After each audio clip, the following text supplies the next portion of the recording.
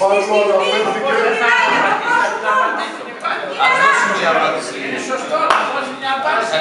Ας δώσουμε μια απάντηση. Εγώ θα μιλήσω στο τέλος, θα ακούσω όλους τους μέτωπους εδώ και στο τέλος θα απαντήσω αυτά που γνωρίζω φυσικά.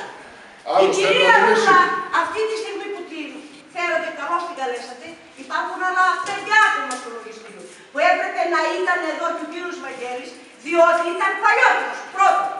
Δεύτερον, η κυρία Ρούλα λέει ότι ήταν σε διοικητικό συμβούλιο και ήταν τον χαρούμενος.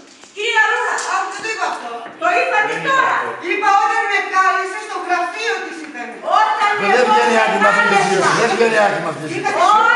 Όχι, εδώ συζήτηση είναι αυτή. πρόσωπο είμαστε, κύριε Πρόεδρε. Δεν με καλέσετε προσωπικά. Προσωπικά και μου είπες βρήκα 28.000 η διευθύντρια.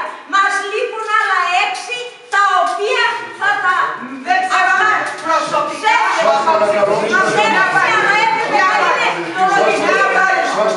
Μια απάντηση. Η κυρία Νατζούλη προσωπικά δεν με κάλεσε ποτέ, το καταθέτω ευθέως. Όλη η διαδικασία έγινε. Είσαι ψεύτρα. Μα δεν είναι τίποτα, δεν βοηθάει. Να τελειώσω. Το μόνο που με κάλεσε προσωπικά ήταν 2 φορές. Η πρώτη ήταν όταν συζητούσαν για μείωση των μισθών και μου λέει εσύ μην πας με τους άλλους, σκέψου την οικογένειά σου. Η πρώτη συνάντηση ήταν αυτή. Και η δεύτερη συνάντηση ήταν παρουσία του κυρίου Φουτεδάκη που ζητούσε ο κύριος Φουτεδάκης στοιχεία δαπανών, παρουσία του να έρθει και αυτός ο ίδιος.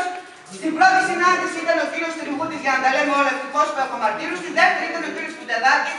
Η κυρία Νατζούλη είπε όχι μην δίνεις κανένα στοιχείο. Αυτή ήταν όλη η ιστορία. Να λες πόσα ψέματα. Λέω ψέματα. Πολλά ψέματα. Πολλά διαδικασία,